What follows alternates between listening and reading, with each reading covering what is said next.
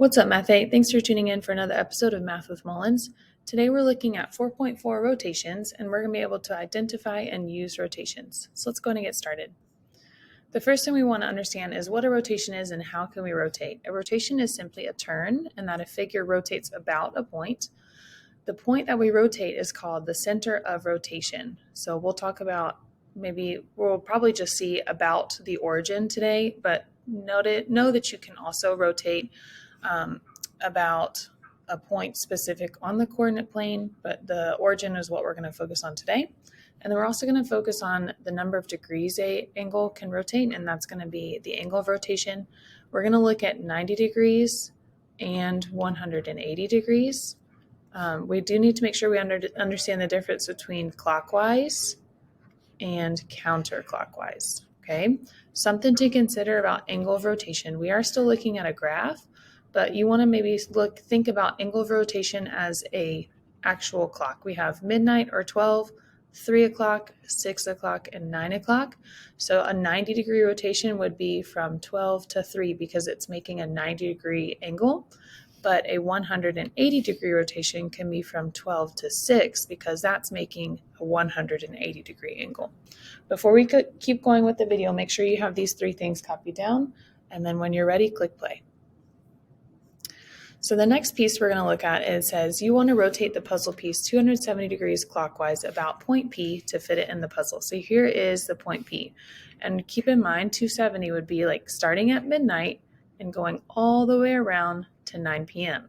So let's see what happens. Which one do you think would this be if we were to rotate it 270 degrees? If we started with letter A is actually a 180-degree rotation, so this would not be it.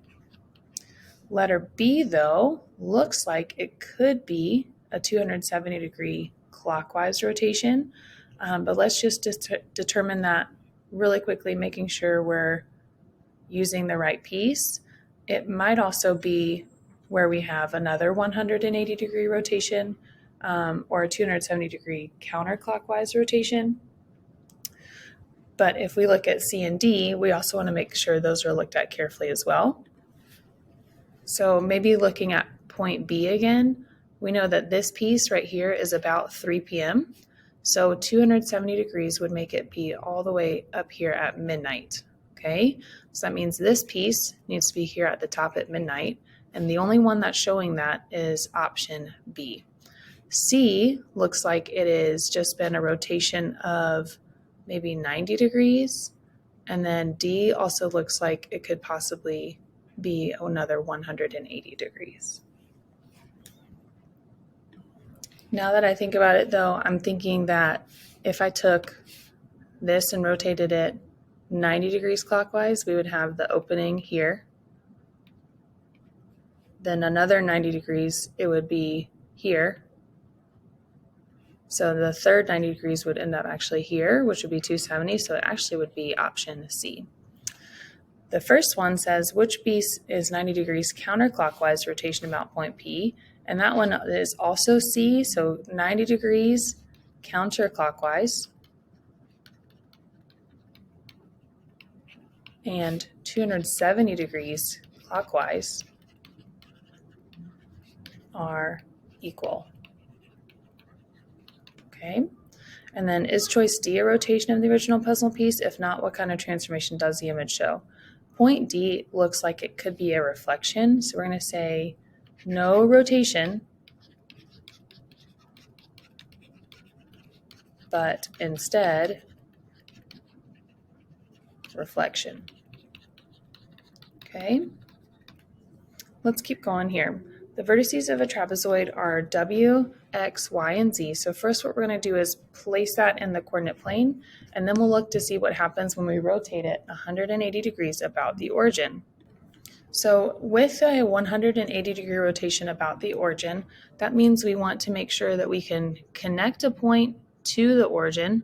So let's start with letter Z. I'm going to do this in a different color. Let's connect to the point Z to the origin, and notice how that's making a straight line. A 180-degree angle is a straight line. So I want to continue to make that straight line and still show the same distance from the origin as it is on the opposite side. So this part would actually represent z prime. And I want you to understand that z prime is now at 1, negative 2. Okay?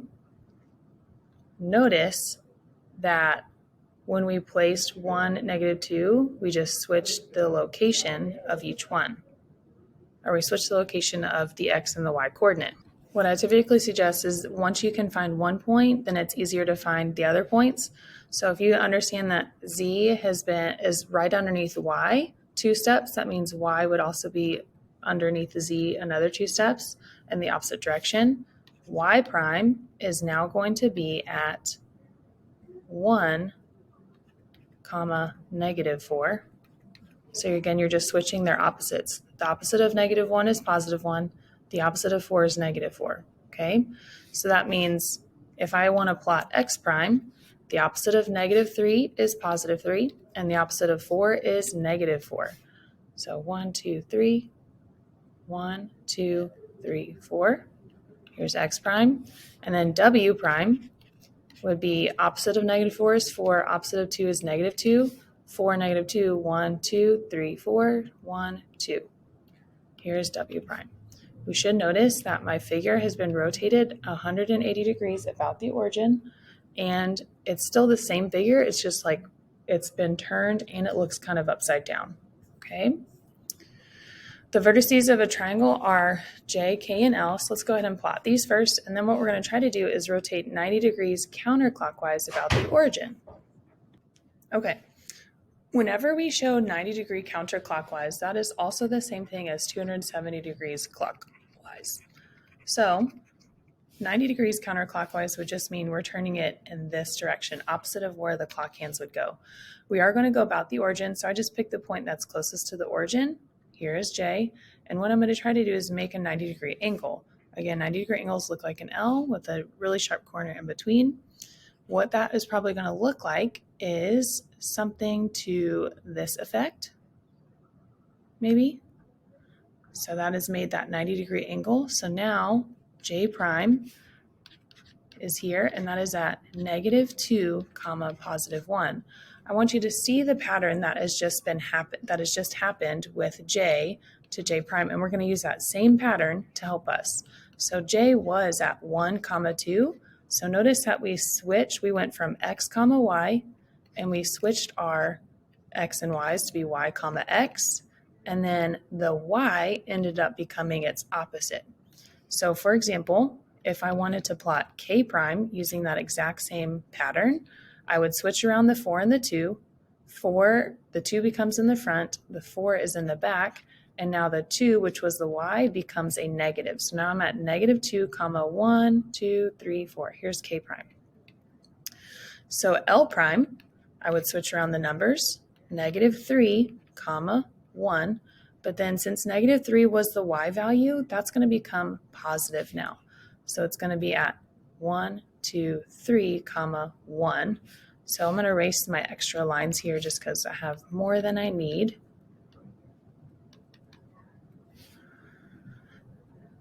So that when I put my numbers together, here's L prime, it is a 90-degree counterclockwise rotation of the triangle JKL. Okay, so maybe write this hint down in your notes. This is the hint of writing a 90-degree counterclockwise rotation. Our last example is just going to be some more rotations. So we're going to use those patterns now. A triangle has vertices of Q, R, and S. Rotate the triangle 90 degrees counterclockwise about the origin. So we're just going to use that pattern of Q prime would be switching around the 5 and the 4, where the 5 becomes a negative.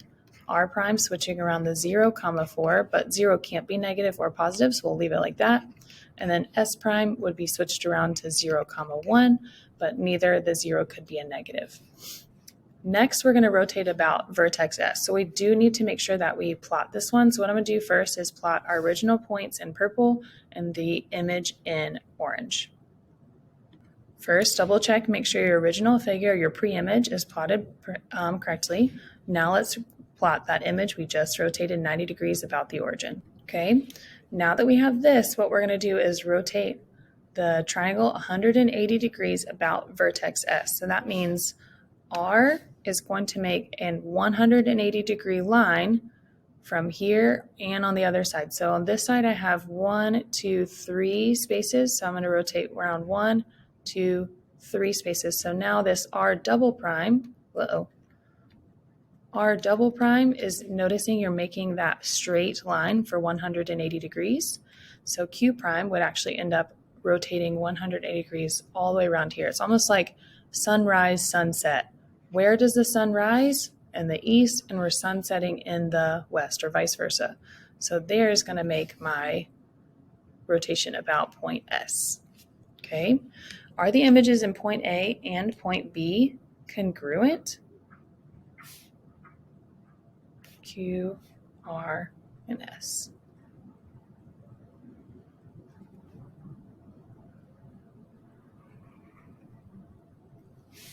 Okay. What are we noticing about our image? One thing I forgot to mention is when you're rotating about a point, it's still, you're going to pretend like that is your new origin. So let's go ahead and write down, we have our Q prime, R prime, and S prime. So those just need to look a little different as we rotate them around. So the new point for S double prime would actually end up here. So S double prime is at -1, 0. So we're just flipping them around again. R prime, double prime, would be -4, 0.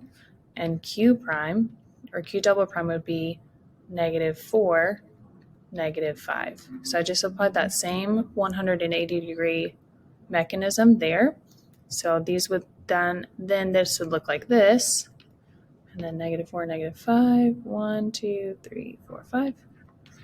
So that when we are finished, they are all congruent. They're just a rotation of the previous image. So yes, they are congruent. So I knew I did something wrong because rotation is not supposed to change the size or the shape. So when I redid that, it showed that they were all congruent there. So the summary just means whenever we are rotating 180 degrees, we are going to flip our Y and our X, and they will change to their opposites. If we're doing a 90 degrees counterclockwise, we would take our X and our Y, flip them around as well, but only the Y becomes the opposite. Okay?